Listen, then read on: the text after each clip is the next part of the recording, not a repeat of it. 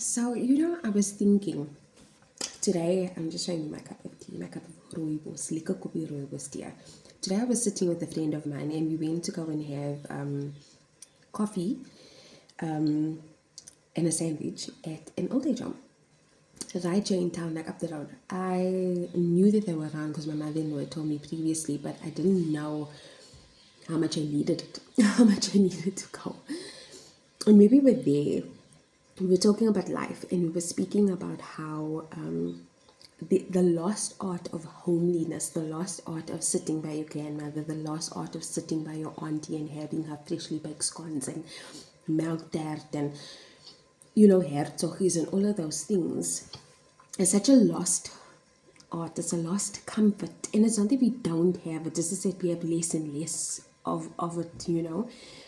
Because the type of lives that we're chasing is modern and it's shiny, and we want the best car and we want the best house and all of those things. And I was speaking to her dad, and her dad said, our whole lives we work so hard to buy homes, bigger homes, because we want the kids to be comfortable, and we buy bigger cars because we want the kids to be comfortable and to accommodate their friends and all of those things. He said, and then they just leave you alone at the end of their growing up period, and they move on with their life so that they can now go and chase the big house and the big one, whatever. He said, and then you're stuck with something that you've sacrificed your life for, only to be alone. And I was asking him, how often do how often do the people get visited there? Do the kids come often? Do the grandchildren come often? He said for some people yes, but for a lot of them no. Is that a lot of people get abandoned, and a lot of people find their solace in the community that they have there. I mean, it's such a beautiful old age home. It is so beautifully maintained, and it just broke my heart because I thought these people have worked so hard and they've studied and they have sacrificed dreams and sacrificed passions to raise their kids, and a lot of them have been just left there. So now they find a family amongst themselves, which I think is so beautiful in the midst of like the pain. And I think it's so important for us to honor our parents. To find the balance of honoring our parents, and to also for them to understand that we also do need the space to forge our own paths. And I think that just checking in on them occasionally, mark it in your calendar. It doesn't mean that it's becoming a task, it just means that you don't miss a beat. Check in on them, find out how they are, have an uninterrupted half an hour conversation with them.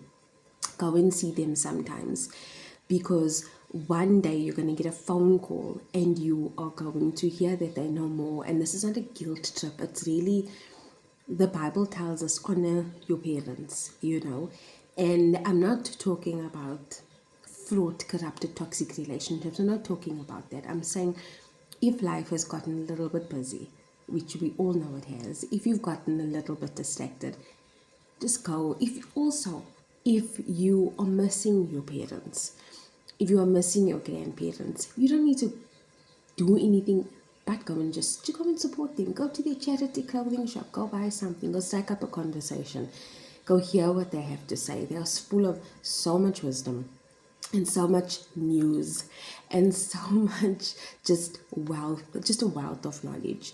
So, and honoring your parents doesn't just mean yours. If you have a fraught or a toxic or a very distant relationship with them, then that's okay in your time. If you want to heal it, that is again up to you and the Father.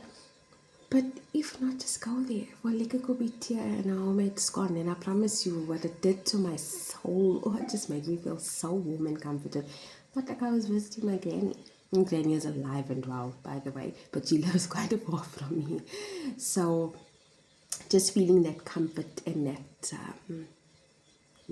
just feeling that comfort was just great. It was such a beautiful morning, just chatting with my friend and talking about life and sitting with her dad and sitting with her mom. It was great.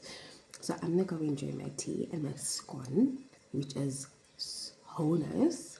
It's like soft as a cloud by Danky Tani. And I'll check in with you. Call your parents. You even know WhatsApp, but call them.